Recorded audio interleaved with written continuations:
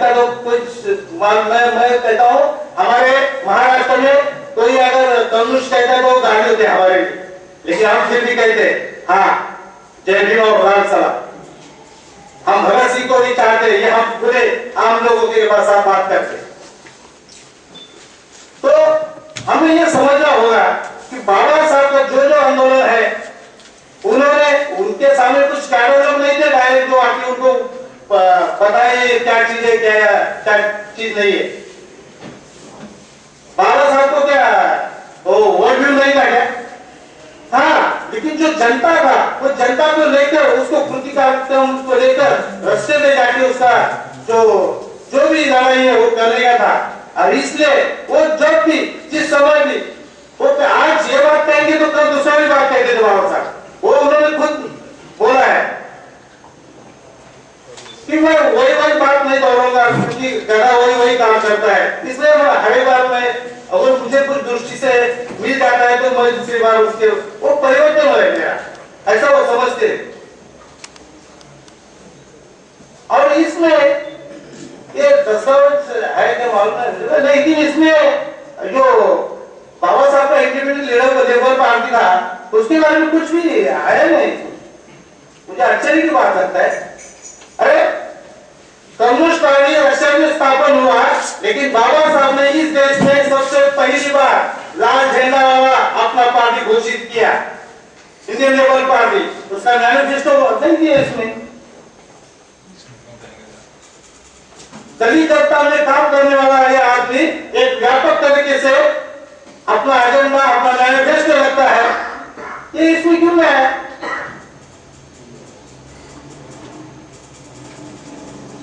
बाबा साहब असेंबली में गए तो क्या गुर्दे हो गए? क्या स्थिति थी उस समय समाज की, आप सोच सकते हैं? आप में से और कोई दलित इसमें चाहिए वो समझ सकता था आज। और आपने भी बात कहा, बाबा साहब ने जब दो बातें सामने आई कि ब्राह्मणवाद से लड़ना है या साम्राज्यवाद को यहाँ से खत्म करना है। मेरे सामने स्टालिन का एक उदाहरण है, जब हिटलर ने आक्रमण किया था और जर्मन में कम्युनिस्टों को मारा जाता था, स्टालिन देखता था क्या हो रहा है, उसको कुछ लगा नहीं क्या? लेकिन स्टालिन ने हिटलर से भी दोस्ती रखी थी। क्यों रखी थी? कुछ हद तक रशिया का जो भी उनके घर में जो भी चीजें हैं उसे वो बैग में लेके गए और फिर हिटलर से उन्होंने युद्ध किया। तुम एक साथ दो शत्रुओं के साथ नहीं लड़ सकते। एक सेकंड,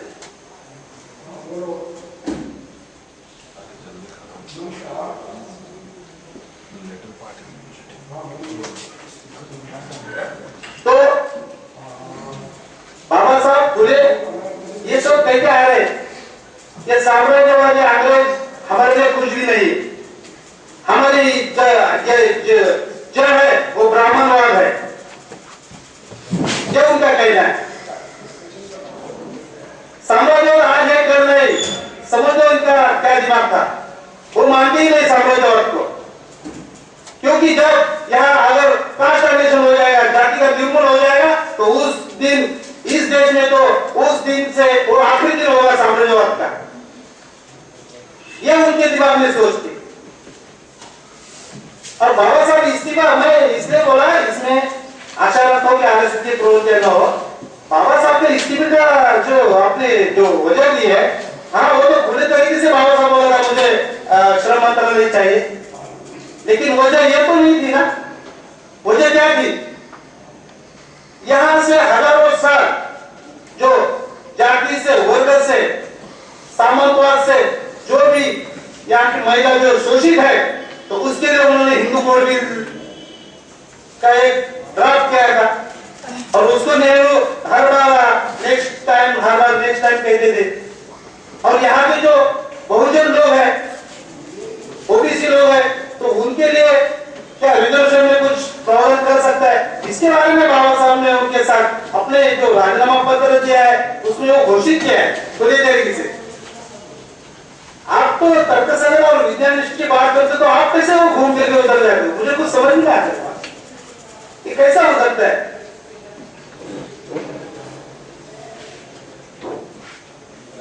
और बाबा साहब बुद्ध और मार्क्स में जब तुलना करते हैं तो एकदम खुलेआम कहते हैं कि मुझे ये दोनों की फिलोसॉफी में मुझे आकर्षण है। लेकिन उस समय की जो डिमांड है वो डिमांड उन्होंने देखा कि यहाँ के जो पिछड़े लोग हैं, हर एक आदमी हाथ जोड़ने वाला था, पैर पड़ने वाला था। इससे कोई भी अगर तुमको कोई बीमारी हो जाती है, इलाज के लिए कुछ दिया जाता है तो डायरेक्ट उसके ऊपर हैमरिंग नहीं करना है। तो उस बीमारी के लिए लड़ने के लिए तुम्हारे लिए कुछ दिया जाता है, कुछ एंटीबॉडी दिया जाता है। बाबा साहब के दिमाग में था, बुद्ध तो भौतिकवादी थे ना, और इसलिए उन्होंने वो सब दिमाग में था उनके। जब ये जनता एक बार विकास हो जाएगी बुद्ध धर्म लेके तो मार्क्सवाद उनके लिए कुछ भी नहीं, और हर एक मार्क्सवाद को बुद्ध होना ही पड़ेगा, क्योंकि सैक्रिफाइस के बारे में हम सब मार्क्सवादियों को जानते हैं, सब मार्क्सवादी को अच्छी तरह से जानते हैं क्या सैक्रिफाइस करते हो। और इसलिए बाबा साहब ने बुद्ध धर्म को अपनाया तो मार्क्स को कभी ये नहीं किया कि मार्क्स गलत है और उस तरीके से यहाँ से उसका कुछ उपयोग नहीं, ऐसा कभी नहीं बोला बाबा साहब। तो मुझे लगता है यहाँ जो कास्ट का जो हम अगर निर्धारण करना चाहते हैं, कैलकुलेशन करना चाहते हैं, तो आपको जो भी कार्यक्रम है यहाँ की कम्युनिस्टों ने उसको नजरअंदाज किया सीधा सीधा तरीके से, क्योंकि वो खुद जातिवादी थे। और इसलिए बाबा साहब ने कम्युनिस्ट के ऊपर हमला जरूर किया है, बल्कि मार्क्स के ऊपर कभी नहीं। हमें यह बात जरूर सोचना चाहिए, उस समय वो जिस समय एक अकेला आदमी पूरे देश में लड़ रहा था, कोई नहीं थे उसके साथ में, वो क्या क्या कर सकता है। आप उसको एकदम साइंटिफिक नजरिए से हर एक चीज को परखेंगे, आपको उस समय में जाना पड़ेगा, उस संदर्भ में जाके खुद को जानना पड़ेगा। और सबसे पहले आप विकास होकर कुछ फायदा नहीं है, आपको दलित भी होना पड़ेगा, और जो दलित है वही समझेगा इसका क्या हाल हो सकता है, क्योंकि वो दर्दी उससे जूझता है। और इसलिए हमें आगे भी जाना है। हमारा क्या कृतिकारण क्या है, अरे हमारा सत्ता कैसे आएगा उसके बारे में क्या हम कुछ बोल रहे हैं। और आज भी हम हमारे पास क्या है, आज के समय भी हर एक 30 मिनट में हमारे एक दलित औरत को नंगा करके गांव में घुमा के फिर उसके साथ बलात्कार किया जाता है। हर एक आधे घंटे में एक दलित को उसका सर पत्थर से तोड़ के उसको मारा दिया जाता है। आज भी हमारे पास करने का प्रोग्राम क्या है, क्या कर सकते हैं। जब तक हम इन लोगों के साथ में नहीं जाते, और जब तक अभी इनके भी आदर्श है बहुजन और जो दलितों का, वो तो संत तुकाराम वगैरह और कुछ लोग हैं, उन्हें भी साथ में लेना पड़ेगा। अब उनका ना वो उसका वर्ड व्यू क्या है, उसका बारे में सोचेंगे तो फिर गलत फहमी हो जाएगी। क्योंकि संत तुकाराम ने कहा था, उसका अगर आपको कुछ जानकारी हो तो अच्छा रहेगा, लेकिन मार्क्स धर्म से पहले 250 साल उसने वो बैच का धंधा करते थे उसके पिताजी। जब उससे हिस्से का कुछ जो ये मिला, उसको संपत्ति मिला, तो वो सब संपत्ति गरीबों के ऊपर बैच से लगा हुआ पैसे की दाइयां थी, वो उसने जला के फेंक दिया। तो वो भी मार्क्सवादी था। आप सब लोग को ये सब लोग के जो उन्होंने दिया है, जिस समय में वो लोग जीते थे वो रेडिकली थे। उस समय में सबको कबीर से लेकर सबको देखो तो ये सब लोग रेडिकल थे। उस समय की वो डिमांड थी, और उस तरह से उन्होंने अपने जो भी प्रोग्राम में, जो भी कृतिकांड में वो उस तरीके से जनता में लेके गए। और मुझे लगता है हम भी यही सोच के अगर यहाँ के दलित पिछड़े आदिवासी लोगों के साथ में हमें एक ब्रिज बनाना है, उनको ये सर्वाना जो क्रांति के लिए उन्हें अगर उकसाना है, साथ में लेना है, तो उनके साथ जाना पड़ेगा। उनकी समस्या को हल करना पड़ेगा। इसमें भी अंतर विरोध है। हम कहते हैं दूसरावादी और उनके क्षेत्र में एट्रोसिटी कर ले, इसका भी समर्थन करते हैं। क्या चीज? तो मुझे लगता है हमें एक बार फिर सोच के सत्ता में आने के लिए भी जो भी कुछ करना है वो करना पड़ेगा। उसके बाद ही हम हमारे प्रोग्राम जनता में लेके जा सकते हैं। लेकिन उसके पहले भी कुछ तो चीज है, तो अलग अलग ऐसा हजारों व्यूज है, उसमें हमको जाके काम करना पड़ेगा। तो उस तरफ अगर हम जाएंगे तो आने वाले दिनों में हम यहाँ के सर्वहारा को न्याय दे सकते हैं, वरना कुछ हो नहीं सकता। जय हिंद, लाल साहब।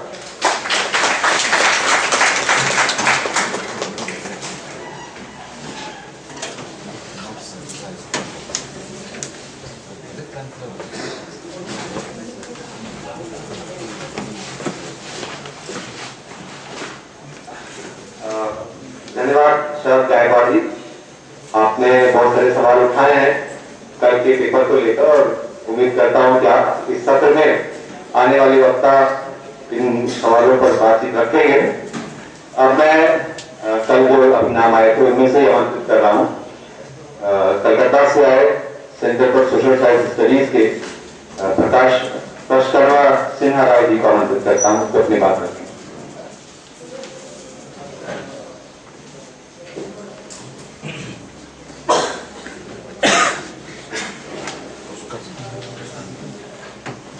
पहले तो मैं माफी मांगना चाहता हूँ कि मुझे हिंदी इतनी अच्छी आती नहीं है, so I will be speaking in English.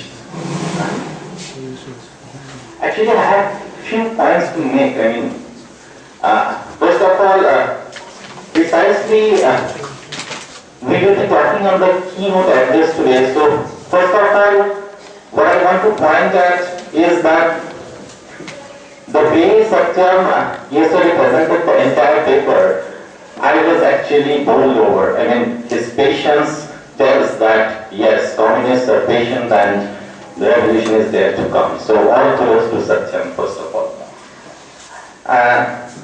But regarding the paper, first of all, what I want to tell is the way, the passion, the history of caste and its relationship with Marxism in India has been presented in the paper, the historiography. Actually, I had a talk on this with Abhinav yesterday also. But this kind of historiography, the fashion in which the entire history was presented, is a kind of brand narrativization, I must say. Because in the entire paper, the Dalit question or the Dalits have been looked at as a single group, spread it all over India, which I think is a very pragmatic position. I mean, Dalits are not a homogeneous group. We are actually escaping or overlooking an entire genre of history writing, for example, the subaltern studies. So what I propose that if we actually have to come up with a communist project, a manifesto, a agenda-driven program, in that case we must actually shift our focus from the national origin to the subject position. This is quite clear from the talk that was presented by the previous speaker. The way he actually articulated his argument. So, what is his argument is, what is the crux of his argument? That you actually have to be a Dalit to understand the Dalit cause. Which means that if I look at the Dalit problem from a national perspective, from the nationalist historiography, in that case it is not possible for us to understand the Dalit problem. So we actually have to look at it from a Dalit perspective. So history from below, not from above. That's my first proposition, which is quite missing, I think, in the paper. Next point is the same leading to this historiography thing, is that in the paper there was one reference where the Indian civilizational history was actually related back to the history of Mohenjo-daro. When I was a student in post-graduation, one of my teachers told me, because I had lots of Northeast students as my classmates, and they were real good friends of mine, still they are. And one of them openly came up with a proposal. He was from Manipur, and he told me that if a Manipuri refuses to accept Mohenjo-daro Harappa as his history, can you actually impose that history on him? He refuses to accept Mohenjo-daro Harappa as Indian history, as his history. So if we, as communists or sympathizers of the entire movement, impose the Indian civilizational history as Mohenjo-daro Harappa or Indus Valley civilization, we are actually referring to that particular thing. That this is a single process. So again, we have to shift our focus from the national origin to the subject position. Again, the history from below. There lies the relevance of this entire subaltern studies project, you may say. And the third thing is there was a very legitimate criticism about the Hindu nationalists and Dalit nationalists in the paper, where Hindu ultra-nationalism, we can say that Bhajpa and the politics of BJP and the Hinduization, the saffronization, and some national movements, they have been criticized from the communist viewpoint, which is quite true, I believe, and I anchor to that position. But what is our difference with the nation form? If we criticize nationalism, we cannot adhere to nationalism. Nation is also, I can say, the sign of the oppressed creature, the heart of the heartless was the soul of the soulless condition. The nation form is nothing less than the religion. If you sing a religious anthem in a school, a religious song, it is equal. When you go to school, you sing Jangan Man, which is actually some sort of religious song. So where lies the difference? We need to think of where lies the difference between the nation form and the religion, which is quite equated, and we are appropriating the modular forms that were presented to us by the colonial masters. So this we have to think a lot, I mean. These are simply propositions. The second point that I want to make is that how are we thinking caste? I mean, there was a debate yesterday regarding that whether it's a social category, a superstructural entity, whether it's an economic category, whether it's a political category, because, I mean, scheduled caste is no more a social or economic category, it's a very much governmental category. Colonial ethnology, colonial mapping, colonial rulers has made it a very governmental category. And that's an everyday entity, you must say. So, actually, Aditya Nigam had I will be speaking on this tomorrow in my paper, but Aditya Nigam recently had not recently, in 2010, he had an essay that was published in Kapila, where the title of the essay was The Many Lives of Caste in Modern India. So, castes today, I mean, why are we talking about 1857 in 2003? We have to actually take into consideration the many lives of caste in 2013. Then only we can proceed for the forthcoming program.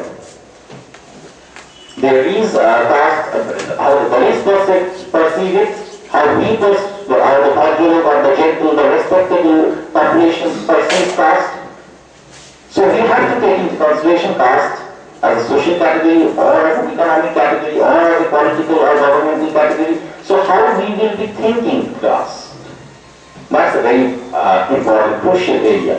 I mean, there is no doubt that caste is an economic category, and reservation is not a perennial or ultimate solution. Because many studies, for example, a very recent study by Satish Deshpande, it is openly mentioned that in 2010, when it was almost 20 years after the Mandal Commission recommendations were implemented by the VP Singh government, and after 20 years of the implementation of the Mandal Commission reports, it was studied that only 6.87% of the OBCs actually participated in governmental jobs, actually were recruited or had the scope to participate or engage in the governmental jobs, which clearly mentions that Dalit problem is actually an economic problem. and reservation is not a solution. So how to find? Because now the Dalits are not anti-modern. They are very much modern. They support modernity. And Marxism is absolutely a modern agenda. So, but what they oppose is the anti-colonial nationalist model of India. So that crucial difference has to be understood. That they are not anti-modern, they are anti-modern when it comes to Indian bourgeoisie. So we have to think caste a bit more, which we will surely do in the next 4 days. The third thing is the religion part was not sufficiently attacked. I mean, that must be very well orchestratedly attacked, I believe. Because the religions we were talking about are the religions which come into newspapers. For example, Hinduism, Buddhism, Jainism. But if you look at the Indian history, or if we look at the 19th century, when this anti-colonial nationalism was actually in its formation, and the Dalits were actually organizing themselves, religion was actually a very important agency to counter the nationalist project or to counter the Brahminical project. For example, the caste population on whom I work with, the Namashudras in Bengal, they had their own organization, Motua Mahasangha, and this Motua sect was formed back in the 19th century, and that was a very minor sect. If we go have a look at Partha Chatterjee's Nation and its Outcast essay, there we will also find the example of minor sect of Hari, Balaram Hari. So there were numerous fragmented resistances, and why the Dalits chose an alternate religion? Precisely because that was the side of the oppressed Dalits. So how to counter religion? That also must be. There must be a very much an anti-religion, or because religion, as Marx would say, as Freud has said, is a neurosis of mankind. Einstein has said it is an infantile disorder. So we actually have to counter the religion, or how it is actually which is becoming a modern tool of operation in an everyday level. The fourth point that I want to make is that there was an analogy where the caste and race question was discussed. For example, the Dalits were analogous to the Irish labourers in England. That was part of the paper. But the way the Irish labourers were treated in England, the same way the Dalits had been treated in India. But if we actually have to write, there is actually a relationship between caste and race. Definitely there is one on the question of population. But can the analogy be so simple? Or do we need to tease out the complexities of this analogy a bit more? That is my fourth proposition. And finally, yesterday somebody asked a question, I forget.